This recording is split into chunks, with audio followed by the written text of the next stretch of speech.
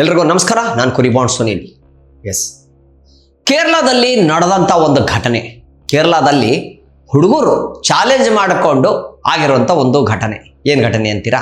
S, ಈಗ ಹುಡುಗರು ಅಂದಮೇಲೆ ಮಾಮೂಲಿ ಗೊತ್ತು, ಚಾಲೆಂಜ್ ಒಳಗೆ ಕಟ್ಕೊಳ್ಳೋದು, ಹುಡುಗಾಟ ಅನ್ನೋದು ಇದ್ದೇ ಇರುತ್ತೆ. ಅವ್ನು ಟೋಪಿ ಕಿತ್ಕೊಂಡು ಬಾ, ಅವ್ನು ಪರ್ಸ್ ಎತ್ಕೊಂಡು ಬಾ, ಸೊ ಈ ಥರದ್ದೆಲ್ಲ ನಡೀತಾ ಇರುತ್ತೆ. ಕರೆಕ್ಟ್ ಅಲ್ವಾ? ಸೊ ಹುಡುಗರು ಅಂದಮೇಲೆ ಏನಾದರೂ ಪೋಲಿ ಆಟ ಇದ್ದೇ ಇರುತ್ತೆ. ಬಾಟಲ್ ಗೇಮ್ ಆಡು, ಕರೆಕ್ಟ್ ಅಲ್ವಾ? ರಾತ್ರಿ ಹೊತ್ತು ನೀನೊಬ್ಬನೇ ಧೈರ್ಯ ಇದ್ರೆ ನೋಡೋಣ ಅಲ್ಲಿ ಹೋಗ್ಬಿಡ್ಬಾ. ಸೊ ಈ ಥರದ ಘಟನೆಗಳನ್ನ, ಈ ಥರದ್ದು ಒಂದು ಮಾತುಗಳನ್ನ ಹುಡುಗರು ಕೂತ್ಕೊಂಡು ಮಾತಾಡ್ತಾ ಇದ್ರು. ಇದು PGಯಲ್ಲಿ ನಡೆದಿರುವಂಥ ಘಟನೆ. ಕೊಚ್ಚಿನ್, ಕೇರಳ ಕೊಚ್ಚಿನಲ್ಲಿ ನಡೆದಿರುವಂಥ ಒಂದು ಘಟನೆ ಇದು. ಪ್ರತಿದಿನ ಹುಡುಗರು ಕಾಲೇಜ್ಗೆ ಹೋಗಿ ಬರಬೇಕಾದ್ರೆ ಸೊ ಈ ಥರ ಪ್ರತಿದಿನ ಒಂದು ಆಟಗಳನ್ನ ಆಡ್ಕೊಂಡು ಬರ್ತಾ ಇದ್ರಂತೆ. ಪ್ರತಿದಿನ ನಡೆಯುವಂಥ ಘಟನೆ ಇದು. ಇದು ಜ್ಞಾಪಕ ಇಟ್ಕೊಳ್ಳಿ, ಪ್ರತಿದಿನ ನಡೆಯುವಂಥ ಘಟನೆ. ಒಂದು ಗ್ಯಾಂಗ್ ಇತ್ತು, ಒಂದು 7-8 ಜನ ಗ್ಯಾಂಗ್ ಇತ್ತು ಆ ಹುಡುಗರು. PG ಒಳಗೆ ಇದ್ದವಂಥವ್ರು ಎಲ್ಲ ಪಂಜಾಬು, ಕರ್ನಾಟಕ, ಇಲ್ಲಿಂದ ಎಲ್ಲ ಹೋಗಿದವರು ಒಂದು ಜಾಗದಲ್ಲಿ ಸೇರ್ಕೊಂಡಿದ್ರು. ಬಟ್ ಕೇರಳದೇ ಒಂದು ಗ್ರೂಪ್ ಇತ್ತು, ಸಪ್ರೇಟಾಗಿ ಕೇರಳ ಗ್ರೂಪ್ ಇತ್ತು. ಪಕ್ಕದ ರೂಮಲ್ಲಿ PGಯಲ್ಲಿ ಇದ್ರು ಅವರು. ಅಲ್ಲಿ ಆಗಿರೋ ಘಟನೆ ಏನಪ್ಪ ಅಂದರೆ, ಪ್ರತಿದಿನ ಇದೇ ಥರ ಚಾಲೆಂಜ್ ಕೊಟ್ಕೊಂಡು ಬರೋರು. ಇವತ್ತು ನೀನು ದಮ್ ಇದ್ರೆ ನಿನಗೆ ಪ್ರಿನ್ಸಿಪಲ್ ಬೈಕನ್ನ ಕೀ ಮುರಿದ್ಬಿಡು, ಬೈಕನ್ನು ಇದು ಮಾಡಿಬಿಡು. ಸೊ ಈ ಥರದ್ದು ಮಾಡು, ಚಾಲೆಂಜ್ ಕಟ್ಕೊ. ಅಲ್ಲೊಂದು 5,000, 2,000 ತಂದೆ ತಾಯಿ ದುಡ್ಡುಗಳು ಕಳಿಸಿರ್ತಾರೆ. ಆಟ ಆಡೋದು ಇವರು. PG ದುಡ್ಡುಗಳು, ಅದೇ ದುಡ್ಡುಗಳು ಏನು ಖರ್ಚಿಗೆ ಇಟ್ಕೊಂಡಿರ್ತಾರೋ ಆ ದುಡ್ಡುಗಳನ್ನ ಖರ್ಚು ಮಾಡ್ತಾಯಿದ್ರು.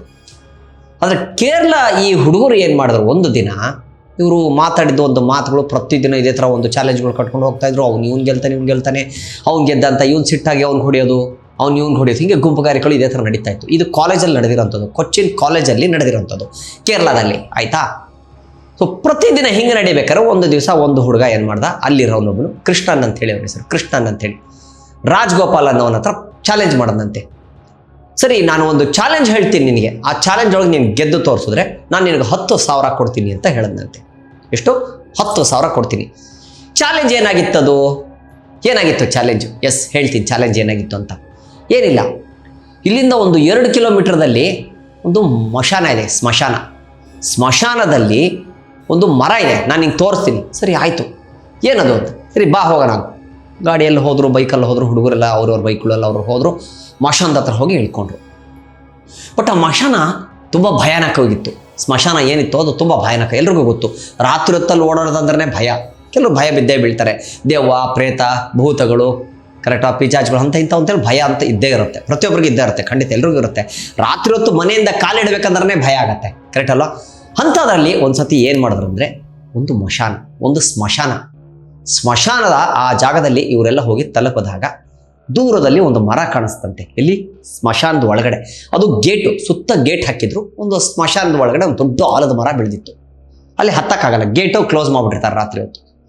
ಸೊ ಇವ್ನು ಚಾಲೆಂಜ್ ಮಾಡೋದಂತೆ, ನಾಳೆ ರಾತ್ರಿ ನೀನು ಆ ಮರಕ್ಕೆ ಬಂದು ಒಂದು ಮಳೆ ಹೊಡೆದು ಹೋಗಬೇಕು, ನಾನು ನಿಂಗೆ ಮಳೆ ಕೊಡ್ತೀನಿ.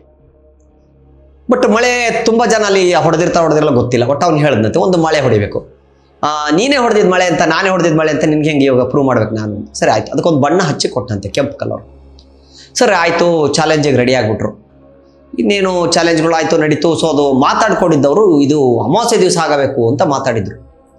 ಅಮಾವಾಸ್ಯೆ ದಿವಸನೇ ಮಾಡ್ಬೇಕು ನೀನು, ಯಾವತ್ತೋ ಹೋಗ್ಬಿಟ್ಟು ನಾಳೆ ಅಂದ್ರೆ ನಾಳೆ ಆ ಥರ ಅಲ್ಲ, ಅಮಾವಾಸ್ಯೆ ದಿವಸ. ಸೊ ಇನ್ನೂ ಒಂದು 15 ದಿವಸಗಳು ಬಾಕಿ ಉಳಿದಿತ್ತು. ಆ ಅಮಾವಾಸ್ಯೆಗೆ 15 ದಿವಸ ಬಾಕಿ ಉಳಿದಿತ್ತು. ಸೊ ಪ್ರತಿದಿನ ಹಿಂಗೆ ಚಾಲೆಂಜ್ ಕಟ್ಕೊಂಡು ಹೋಗ್ತಾ ಇದ್ದಿದ್ದು ಹುಡುಗರು. ಪ್ರತಿದಿನ ಒಂದೊಂದು ಚಾಲೆಂಜ್ಗಳು ಕಟ್ಕೊಂಡು ಅವ್ನು ಗೆದ್ದ. ಸೊ ಕ್ರಿಕೆಟ್ಗಳು ಆಡೋದು, ಅಂತ ಇಂಥದ್ದು ಎಲ್ಲ ಆಟಗಳು ಪ್ರತಿದಿನ ನಡೀತಾ ಇತ್ತು. ಸೊ ಒಂದು ವೀಕ್ಲಿ ಆಫ್ ಬಂತಲ್ಲಿ, ಒಂದು ರಜಾ ಅನ್ನೋದು ಒಂದು ಕೊಟ್ಟರು. 1-2 ದಿವಸಕ್ಕೆ ರಜಾ ಅಂತ ಏನೋ ಬಂತು, ಗೌರ್ಮೆಂಟ್ ಹಾಲಿಡೇ. ಸೊ ಅವ್ರವ್ರ ಮನೆಗೆ ಹೋಗಿ ಬರೋಣ, ಬಟ್ ಚಾಲೆಂಜ್ ಮಾಡ್ತಾರೆ ತಪ್ಪರು. ಸೊ ಅವನು ಊರಿಗೋದ, ಇವನು ಊರಿಗೋದ. ಮತ್ತೆ ಒಂದು 2 ದಿವಸಗಳ ನಂತರ ಮತ್ತೆ ಬಂದರು, ಹುಡುಗರೆಲ್ಲ ಬಂದರು.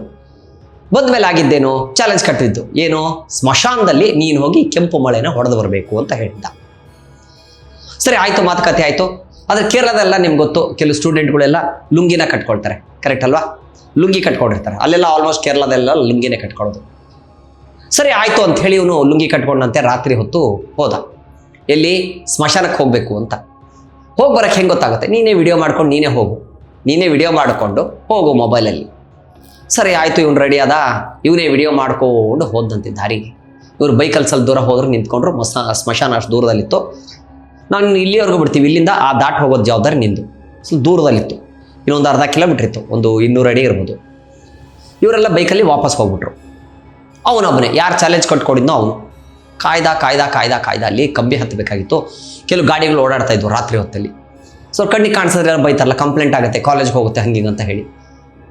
ಕಡೆಗೆ ಇವನೇನು ಮಾಡ್ದ, ಕಾಯ್ದ ಸ್ವಲ್ಪ ಹೊತ್ತು ಆಯಿತು, ಮಧ್ಯರಾತ್ರಿ ಆಯಿತು, ಒಂದು ಗಂಟೆ 1:30 ಆಗಿರ್ಬೋದು. ಆ ಸಮಯದಲ್ಲಿ ಇವನು ಕಾಂಪೌಂಡ್ ಹತ್ತಿ ಕೆಳಗೆ ಒಳಗಡೆ ಹೋಗಿ ಇವನು ಆ ಮರಕ್ಕೆ ಮಳೆನ ಹೊಡೆದಿದ್ದಾನೆ.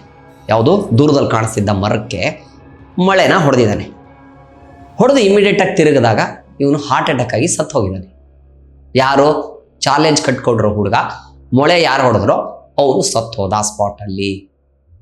ಆಗಿದ್ದಾದ್ರೂ ಏನು ಹೇಳ್ತೀನಿ. ಆಯಿತು, ಮಳೆ ಹೊಡೆದು ಈ ಕಡೆ ತಿರುಗ್ತಾ ಇದ್ದಂಗೆ ಅವ್ನಿಗೆ ಹಾರ್ಟ್ ಅಟ್ಯಾಕ್ ಆಗಿ ಸತ್ತೋದ.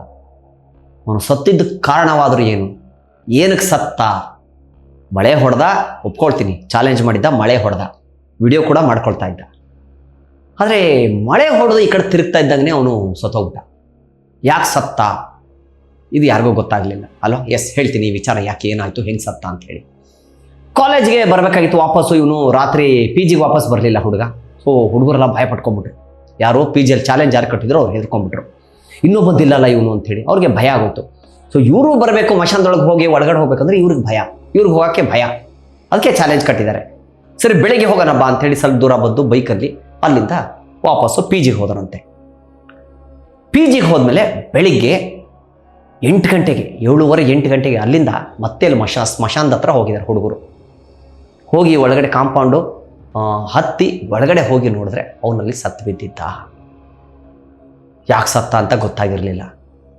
ಆದರೆ ಏನಕ್ಕೆ ಸತ್ತ ಅಂಥೇಳಿ ಒಂದು ಕಾರಣ ಇದೆ, ಹೇಳ್ತೀನಿ ನಿಮ್ಗೆ ಯಾಕೆ ಸತ್ತ ಅಂದ್ಬಿಟ್ಟು. ಹುಡುಗರೆಲ್ಲ ನೋಡಿದ್ರು. ಸೊ ಅದು ಪೊಲೀಸ್ ಕಂಪ್ಲೇಂಟ್ ಆಯಿತು. ಪೊಲೀಸ್ನವರೆಲ್ಲ ಬಂದರು, ಏನಾಯಿತು ಏನು ಎತ್ತ ಅಂಥೇಳಿ.